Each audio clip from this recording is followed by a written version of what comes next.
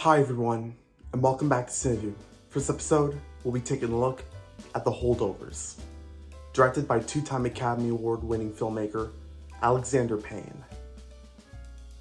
It is written by David Hemmingson, who is a producer, alongside veteran producers Mark Johnson and Bill Block. The movie stars Emmy winner and Oscar nominee Paul Giamatti, Divine Joy Randolph, and Dominic Sessa. The movie takes place in December of 1970 at a fictional boarding school in New England called Barton Academy. Paul Hunnam is a history teacher, but given his strict attitude, he was disliked by the students and the teachers. While most of the students and faculty left Barton for holiday break, a few students were left behind, including Angus Tolley, whose mother abruptly planned a honeymoon with his new stepfather. And Paul was the faculty member who had to watch over the holdover students. After a few days, one of the students' rich father bailed all of the holdover students out for a skiing trip, except for Angus. This left behind Paul, Angus, and Mary Lamb, the cafeteria administrator who lost her son in the Vietnam War. Paul and Angus had a hard time getting used to each other for the rest of the break. They did have their own issues, but later they started to form connections and a good bond.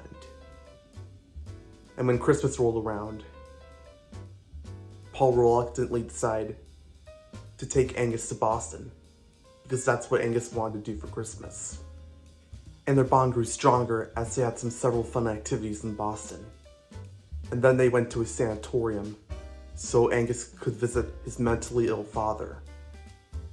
Eventually, after 1971 rolled around, Angus's mother's stepfather found out about his visit to Boston and to his father, and they were planning on pulling Angus out of Barton and into a military academy. So Paul decided to take the blame and claim that it was his idea for all this. And as a result, he gets fired from his teaching job. But he leaves with his head held high, and Angus was glad to have Paul as a teacher. Critics and audiences praised this film. It got 96% on Rotten Tomatoes, and it won a few film festival awards. And this movie deserved its praise. The story and the relationship build-up was amazing, so I have to give it 9 stars out of 10. And I highly recommend this movie for you to see in theaters. So that's my review on The Holdovers. I hope you enjoyed it. My next review will be on The Marsh King's Daughter, starring Daisy Ridley. But until then, I'll see you later. I'll see you next time on CineView.